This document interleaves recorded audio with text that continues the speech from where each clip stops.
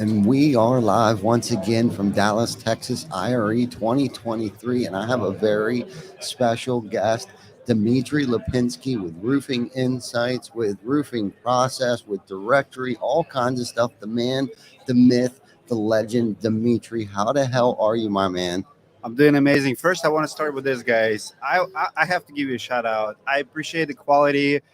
You probably don't talk enough on your show about it, and I know what it takes to build a show like this. They came to my conference. I did not have a chance to talk to them, so we're catching up here at IRE. Guys, this is amazing. So many people are doing content and in a content game today. You guys, one of the best. Give me the number. Is it over $30,000 for this setup? It's over 30,000. That's what I thought. I would guess probably 50 to 70. Guys, appreciate the quality. And if you want to be in content game today, you have to invest in yourself. This is impressive, and I appreciate what you guys do. Thank you. Thank you very much for saying that, because it would take somebody like you to understand. It gave me goosebumps. So thank you, because it is a lot of hard work, and we do bust our ass. But for that coming from someone like you, because I know you can appreciate the hard work and the tenacity that it takes to have something quality like this. You can't. First and foremost, you got to have the right tools to do the job, and that's how I felt when we got into this 3 years ago. I felt like, if we're going to do this, let's do this right. Now, we've gone through a lot of trials, a lot of errors. We went through trying to cut corners on the quality of cords. Anything from the cords to the mics to the cameras to the lenses. It makes the difference, though. Yes, it makes a huge difference. And we changed some things up for IRE. We hung 4 85-inch monitors behind us right now, which we've never done that before, but I think we pulled it off pretty well. It looks good. Thank you very much. And then we've updated some other things. So thank you very much for saying that. And like you said, I try to be as humble as possible, like you are. I can tell you're a very humble dude and a very hardworking guy.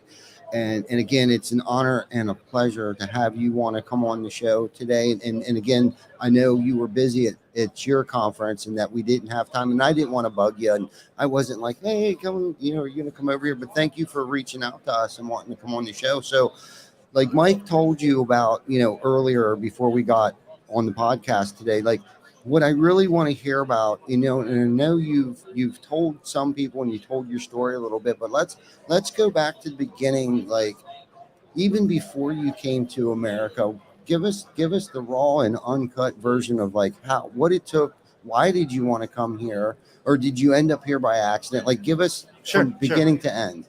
Typical immigrant story, watching Hollywood movies, growing in poverty, 7 kids, oldest of 7 kids, 1-bedroom apartment in Siberia. I was the poorest child among all my classmates. Grew up super poor, but as I was growing up, I remember I was watching NBA's Michael Jordan, huge fan. I bought a cheap China t-shirt with Michael Jordan on it. I was a basketball player, loved it. And I had a dream that one day maybe I'll get out of Siberia and maybe I'll go somewhere. And guess what? When I was a teenager, I told my parents, no matter what, I'm not going to be in this place. We have my sister's birthday is June 27th. One of her birthday, we have a snow coming in. It could snow in September. It was very cold, very depressing, not only because it's Siberia, but also because buildings are gray. You don't have enough sun. People who live up north, they're most depressed. A lot of people say, why Russians don't smile when we don't get enough sun? That's why we don't smile. We're not mean people. We just don't have many reasons to smile. When sun goes down at 3 p.m., you always, and another thing in Siberia, you don't get enough oxygen. So you're supposed to have like 21%. We get like 20 because there's not enough trees. So you're always yawning, you're always sleepy. And it's not only Russia, like all the northern nations, even Scandinavians, they have higher suicide rates. It's just like your mood. That's why Hawaii is the happiest place on the earth. You cannot be depressed when you have a lot of sun. Exactly. So growing up there, poor, worst conditions possible. My highlights of my childhood was in the summertime, I would go to my grandma, which was a small country between Ukraine and Russia, unfortunately, war zone now called Moldova. And every summer I spent doing yard work, essentially. Farming, like brutal farming with no equipment. I'm talking about apple trees, potatoes. I mean, you name it, I've done it. Pigs, sheep, cows, loved it. So my grandma probably installed in me that work ethics of a farmer. And my dad even told me and everyone that my grandma influenced me more than anyone in my life, in the family. And when I had opportunity in college later in 2021 to go to the United States, I just escaped. Yeah. And when I left Russia, I told my dad that I'm going to become a millionaire, and later upgraded to billionaire. But that's how it all started back in when I was in 20s. Wow, that is an amazing story. So it sounds like you guys suffer from like a consistent seasonal depression up there, is what it sounds like. And it also sounds like we know where your hard work and tenacity comes from your grandmother. She instilled in you that hard work. If you want anything out of life, you need to work hard for it, because nobody's going to give it to us. And that seems like that you had learned that lesson early on. So I want to add one thing to it, and I don't know what it is, and I don't know who needs to hear this, but personally, for me, the hard work is the most satisfying thing that you can do. My grandma was happy. I mean, she go to church, she prays, and she works hard.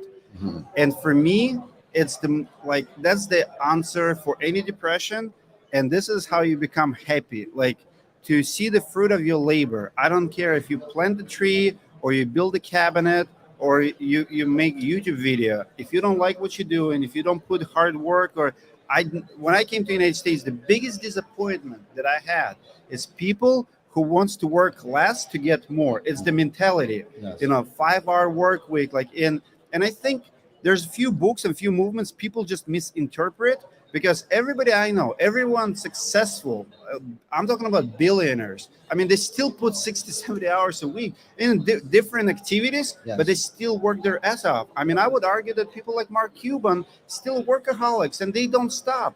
But we have so many people who wants to be next Mark Cuban, but they don't want to put more than 10 hours a week. And for me, it never changed. I learned it from my grandma. I came here. I would say in 10 years, I changed about 10 construction jobs. I've done everything: insulation, flooring, tiles, you name it, I've done it. I worked 6 days a week, 10 hours a day, and I was the happiest kid. It didn't matter if I make $12 an hour or 15, 25, or if I open my own business. I was happy. And there's so many people are not happy with what they have, and it's disturbing. It is disturbing. And that's a good point, because I think it's become this work smarter, not harder mentality. And like you said, I think people have misinterpreted that, right? They do. Like, you still have to work hard, but there's a lot of things that you got to be smart at. Like, we were dragging this one of our 85-inch TVs broke. I think most people would have allowed that to just look broken, but it was like, no, we're going to go get a TV. We're going to throw the other one in the dumpster. We're going to go get it. So that's the difference between, working hard, and then we drug it up the steps. And it was like, there's got to be a smarter way for us to get this TV up the steps. So we found a carpet cart, so we worked hard, but we were being smart at it. So we didn't wear ourselves out by carrying an 85-inch TV up the escalator. And many people don't agree with it, but it's almost impossible to work hard without trying to work smart, because human beings, we're always going to go least resistance path. Like, some people do work stupid, but if you're willing to put in hours, you're still going to be saving hours. Absolutely. Just the nature. And that's the thing. I think a lot of people want to start delegating things too soon. And I think that might be some of the problem with our industry right now, where that statistic is like 90% of roofing contractors only last 1 to 5 years. And I know you've talked on that a good bit.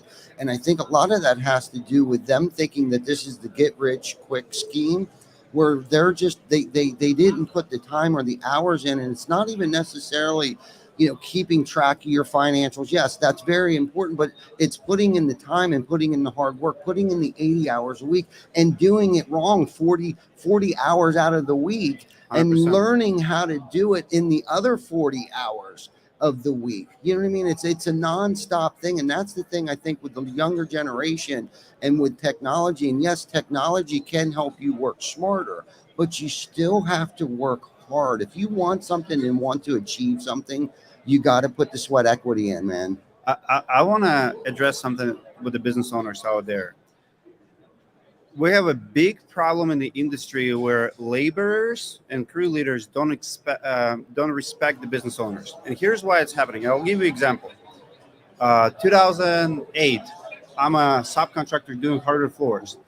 This general contractor hires me, so he has a project, remodel this lady's kitchen. So he hired me to do hardwood floors. He could upsell my labor 3 times. So if I charge him $1,000, he could do $3,000. To me, it was crazy, but I was okay with it. I'm not type of person who will count your money. Agreement is agreement. I don't care how much you make. But here's the problem. As I'm installing the floors, he was present at the project. He was at a couch behind me all day long on the dating app. And I'm talking about international dating app. So he was trying to actually date this girl from Russia, and he's like showing me pictures. And so I'm busting my ass knowing he's getting $3,000. I have no problem with you reselling me, adding value, being the middleman, but I still want you to work. You will never have any respect from employees, crews, laborers, or your customers when you actually just a paper contractor, just a middleman. And as I'm doing it, I'm like, this guy could be so rich. He could run 5 projects, 10 projects. And I promised myself right there and then, I will never become that guy. I will never waste my hours when another man is working. And that's the problem with the industry. You go to restaurants, you see so many contractors, they drinking at the bars when their crews are working. If you want to be successful, you can subcontract the labor. I'm not saying that that's evil. That's not evil. But when other people are working and you wasting time on social media, on dating apps, watching porn, whatever your addiction is, or day drinking, you're the problem. You will be eliminated, rightfully so.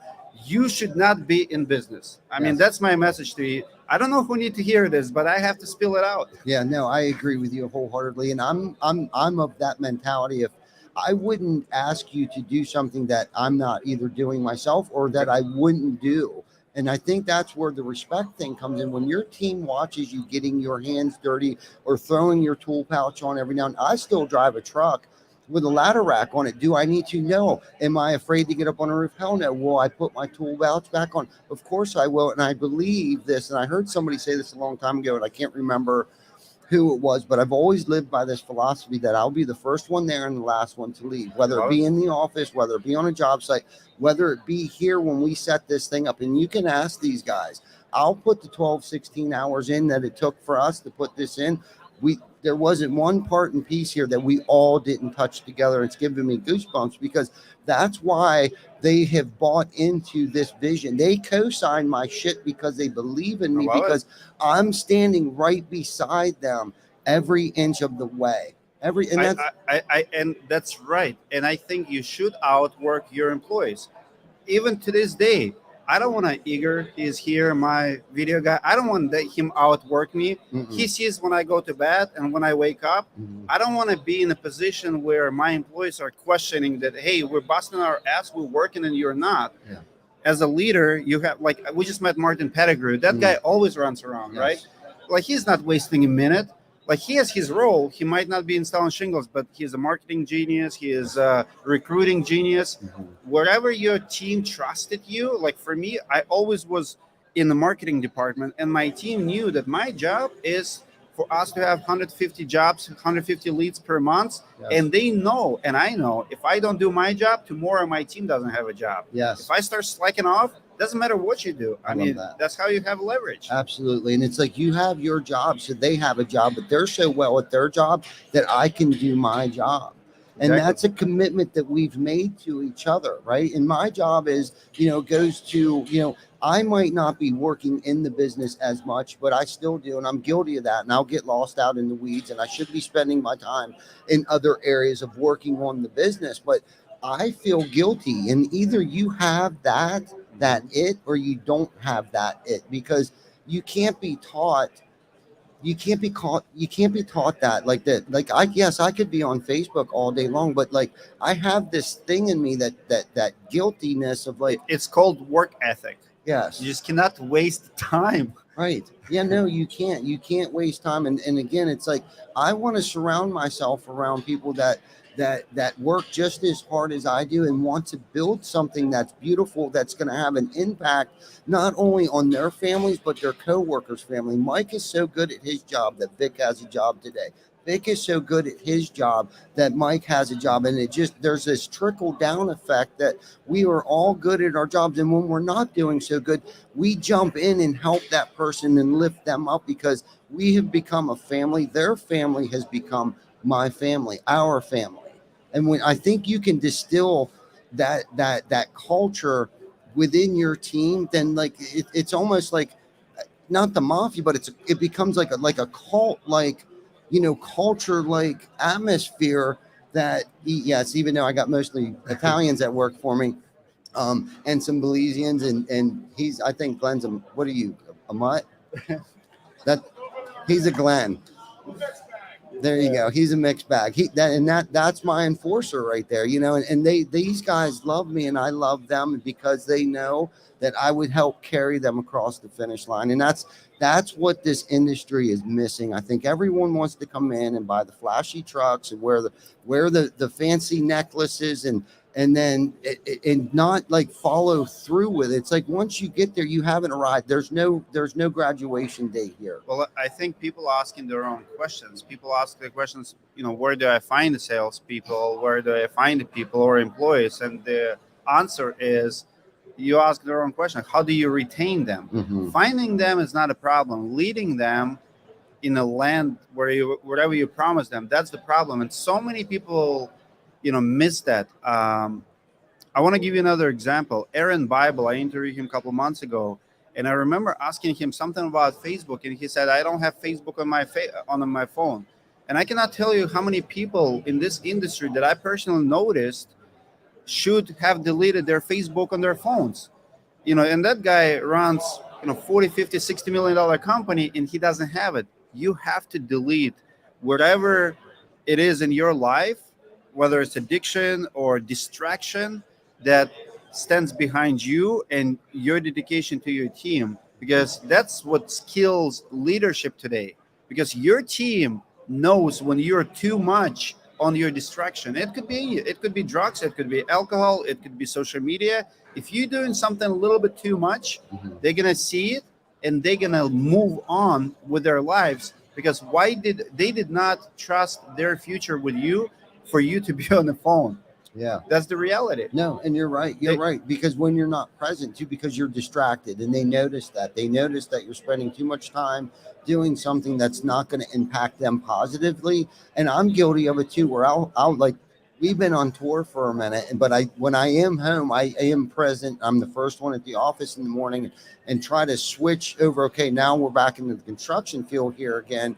And I can see that, and I feel again. Once again, the guilt kicks in again, and it's like I'm my own worst. That's critic. why I sold my roofing company. I did not want to do it anymore, Mm-hmm. because I was living double life, and I made a decision. Mm-hmm. Said, what do you want to do? Do you want to do this or do you want to do that? Because one point in my life, I realized if I'm going to keep doing it, I'm going to either ruin my company, run it to the ground, or something will happen and I'm not going to be there. Mm-hmm. And the best way, I sold it to my general manager, so it's in good hands.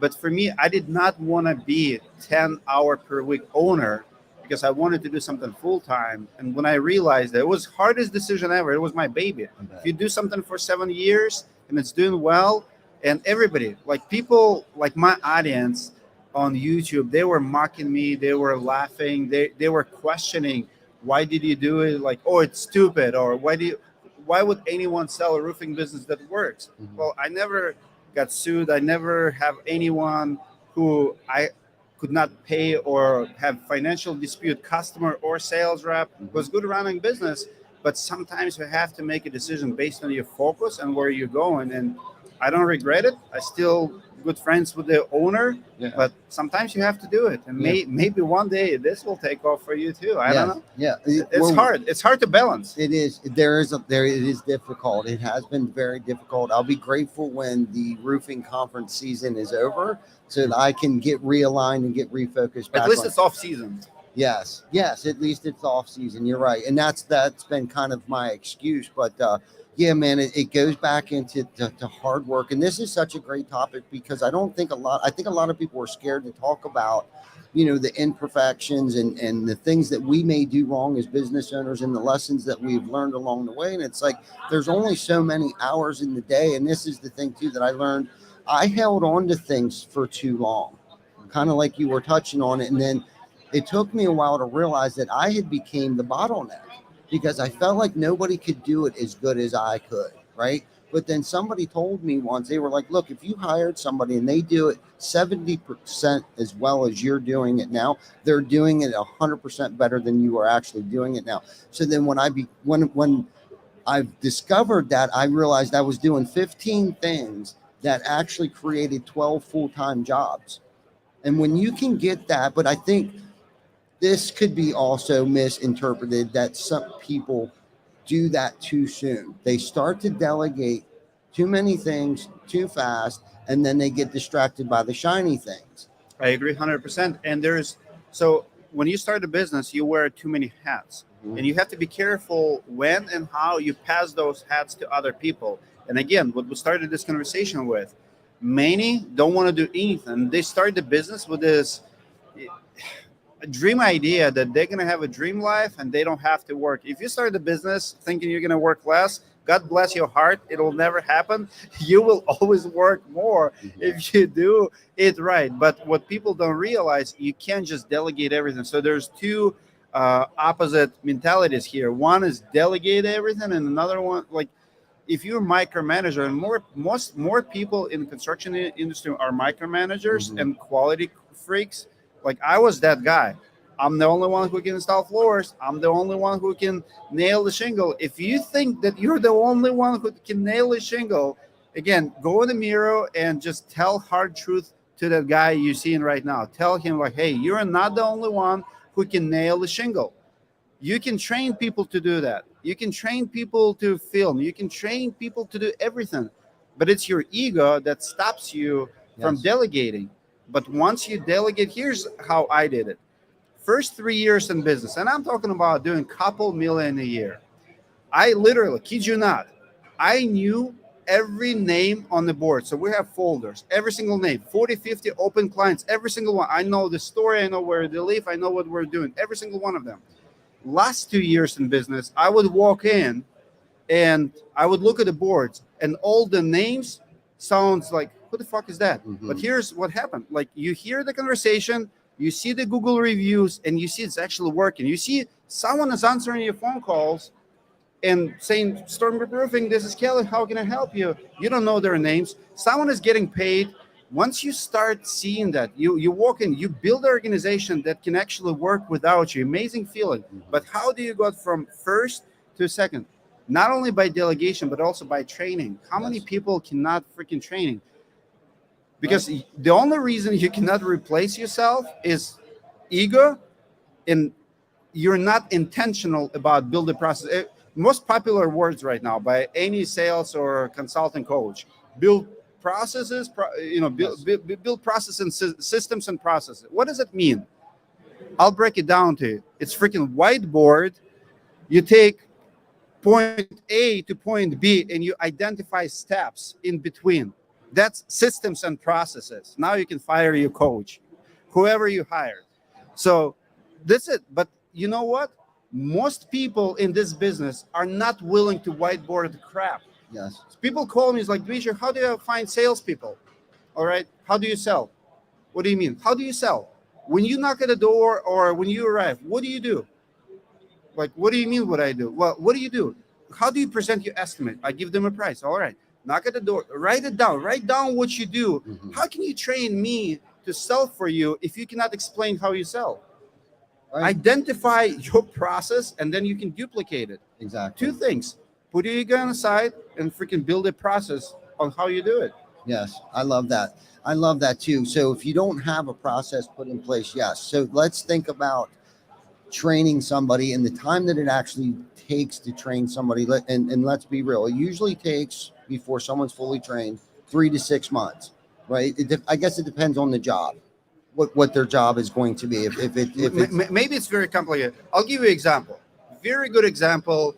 His name is Derek. Don't remember last name. 2015. I have a gutter business. So Derek comes in as a sales rep. I take him in a ride along selling gutter job. We're selling like $6-7 a foot. So we're driving around. So we got a lead.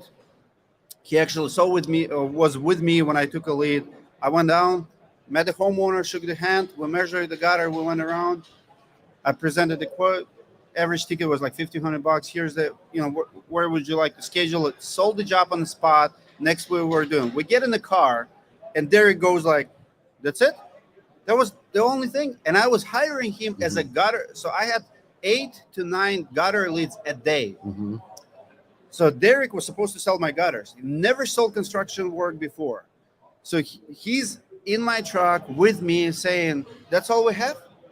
That's the whole process? I'm like, yes, sir. Pretty much. Can you do it? He's like, I can run leads tomorrow. The very next day, Derek gets a few more leads with me and starts selling jobs. He worked with me for 2 months, sold 50 to 100K a month in gutter work, quits after 2 or 3 months, opens Gutter Direct. That's fine. I have no bitter heart about it. Bless your heart. I actually closed my gutter division later on too. So he opens Gutter Direct. 6 months later, sells Gutters Direct to someone. That's the whole process. Start from the first appointment to start in the business to selling the brand, 6 months. Wow. If you simplify your process, doing less is doing more. It's not that hard. You can teach people. Now, if it's commercial, if it's very complicated, maybe 3 6. I would sales. You can teach someone 2-3 for weeks. sure. Yeah, sales. Production manager, maybe 3 to 6 months. Yes. But if you guys are simplifying it to your employees and documenting the process. Exactly. Yeah, you got to document the process because, and I think when you're trying to implement processes into a company that's been around for a minute and you don't necessarily have a process, especially early on, because your process is up here. Until you start to whiteboard it, right? And then you go to your team, you're like, hey, I need you to write down what you do.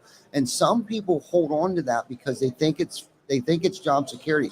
But what they're actually doing is they're not able to pass the torch on to somebody else so they can advance within the company because they're afraid to document what it is that they're doing. And I'm saying this from experience because when we went through like, okay, guys, we got to come up with a library. Each job will have its own library. I don't care if it's from sales to accounts payable, receivable, CEO, to CFO, to financial controllers, right? There needs to be a process on where everything goes so it's transparent for those that need to see it and not so transparent for those that don't need to see it, right?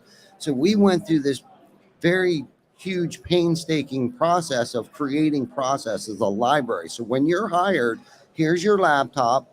For 3 days, you're going to follow me around. I'm going to show you where everything is in your library from a PowerPoint to a video. After 3 days, I want you to try to figure out where you can find it in your library. If you can't, by all means, come see me and I will help you. But with that type of process put in place, it gives them that hands-on experience to actually navigate through their library to see if they can figure it out on their own. Because right away, you're going to know, are they a problem solver? Can they try to figure out where the answer to the solution for the problem in the process in their library? Because you got to hire slow and you got to let go quickly. And that's at least been now I'm guilty of holding on to them to a little bit too long because I only see the good in people. But without that process, you can't grow. There's no way that you can grow. And like you were talking about, like this seamless, you want to make it as seamless as possible because with that 3 to 6 months is now cut in half because it's documented. They have a library that they can go to find the answer to their problem. I agree. You know who's doing really well in the roofing industry? Who's that? People outside of roofing industry. They're coming in and freaking crushing it. You know why? Because they listen. Because roofers don't listen. Listen to me what I'm telling you right now. Listen to your team. Listen to people who work with you. My best employees always been people who had no idea what roofing is. I hire, my managers. I hire 5 people from Menards. If you know Menards, if you're up north, it's similar to Home Depot and Lowe's. You find people who just have a common sense. You listen to them when they say something to you. Adam Dyson is one of the guys who runs his own company now, 3 million plus. They all either start on their own. Here's the thing. You can hire talent from anywhere. But when you guys do, every week. That's what every business owner have to have. In this business, every single one, no exception. Pick a day. Let's say it's Wednesday, Tuesday, day doesn't matter. Let's say Wednesday. Every morning on Wednesday, you go to Chick-fil-A and you buy a tray of chicken tenders, whatever breakfast you want, or Dunkin' Donuts. You pick your carbs. So you bring it to the office. You buy a lot of good coffee, or you make it in the office, right? And then you pass the torch, you pass the microphone around, and you let every employee to speak.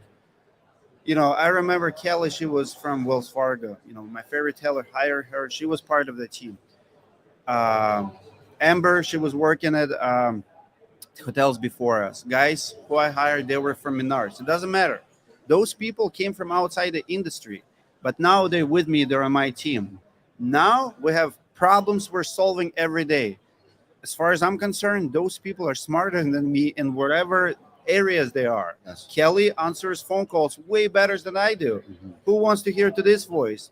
She's nice, she's lady, she's customer service to the point. Now, when Kelly speaks on Wednesday morning breakfast, I listen. Kelly, what do you have? Well, here's my problem. Sales guys don't do crap. You know, I ask them to do this and they reschedule appointments behind my back. You address it with the salespeople. Production manager says that salespeople don't turn paperwork. Well, surprise, surprise, they never do, but you have to deal with it. You have to deal with the sales. But when you let every single person in your organization to speak weekly, they will not be afraid to speak. You will actually learn, and you will always have your hand on the pulse of your organization. And it's missing because guess what? Or it's a hail season, it's storm season. We don't have time for meetings. Or you don't have time for meetings. Do you have time to deal with the competition? Because those 5 people that work for you, they're going to quit working for you and they're going to work for companies who will listen to them.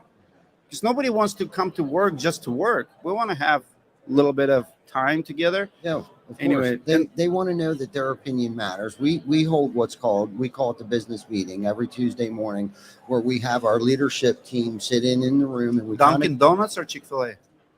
Maple Donuts is local for us. But it was Dunkin' Donuts. That's actually on Fridays. That's for our production team. Get the Dunkin' Donuts on Friday. We should bring breakfast in on Tuesdays. I'm looking at Glenn. Or Mondays, Tuesdays. But we call it the business meeting. We kind of go around the room and let people vent. Sometimes it's a little bit quiet because we do it every single week and we're caught up, but whenever there is an issue, it's brought up, and the communication is everything. Communication is huge, especially with the leadership team. The right foot needs to know what the left foot's doing at all times. And what we do is we keep minutes. We have old business and we have new business that we review. And if something keeps showing up in old business, it's like, okay, there's a problem here. Why is this continuously showing up in old business? Or then it becomes the new business. It's like, okay, well, who was supposed to take care of this? And it's like, that's where the accountability thing comes into play too, because we're all sitting in the room and it's not like, aha, Mike, you're still fucking up, man. You're still in old business. And it's like, but no, it's like, because before the next meeting comes rolling around Tuesday morning, you're going to make sure that you got that marked off the old business. And everyone's got to have stake in the game and feel like they have a stake in the game. You know what I mean? And when you value their opinion on something, because if you run it like a dictatorship, and I did that in my earlier days, it was my way or the highway, right? Well, my retainage wasn't very good. Plus, you talked about retainage. I call it re-recruiting your team. You continuously have to come up with ways that you can keep recruiting your team, whether it be, and I'm getting off topic here a little bit, but we do a lot for the community.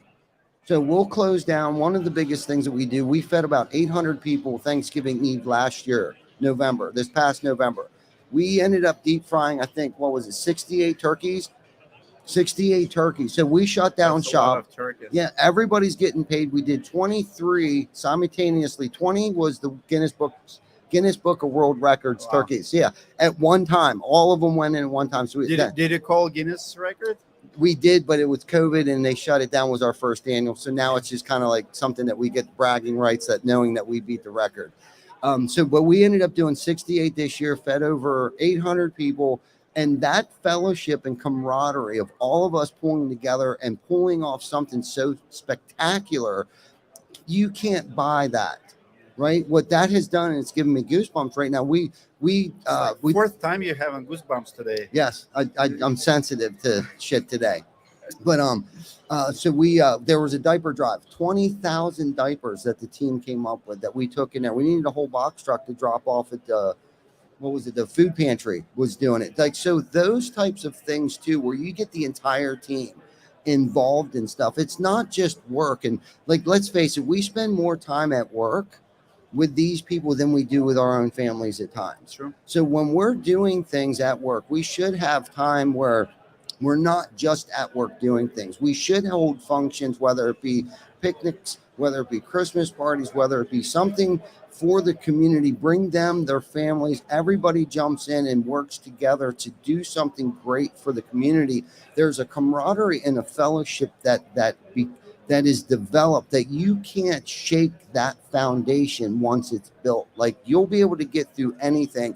And when you start focusing on creating that circle of safety and everyone knows that everyone within the organization has each other's backs, we don't have to worry about stupid shit because I know when my back's turned, Mike is doing his job and we have enough outside elements of things that we need to be concerned about. We don't have to worry about them within our organization. Yeah. I agree. Yeah. It's a good stuff. It is. Yeah. You have to take care of your team, but the only comment I have on that is don't party too much with your team.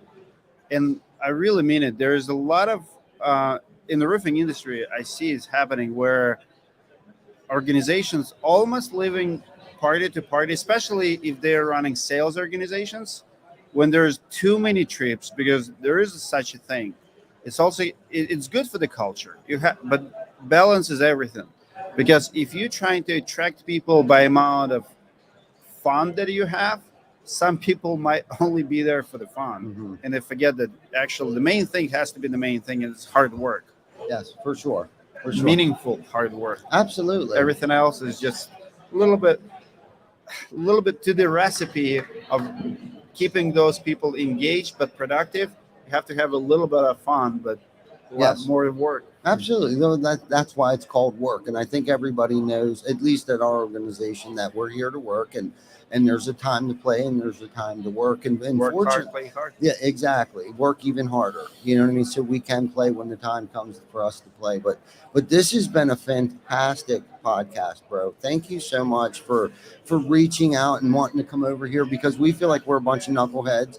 And to have you come on the show, man, is just it's my pleasure. Mind blowing. I was a little nervous. I'll be honest with you that you were coming over here, but I understand you're just as human as I am, and we're both trying to impact the industry in whatever way that we're trying to do it, and we're trying to leave it better than the way we found it. And I appreciate your hard work for trying to have that positive impact on our industry because I know you love this thing as much as I do. Absolutely. No, this is fun.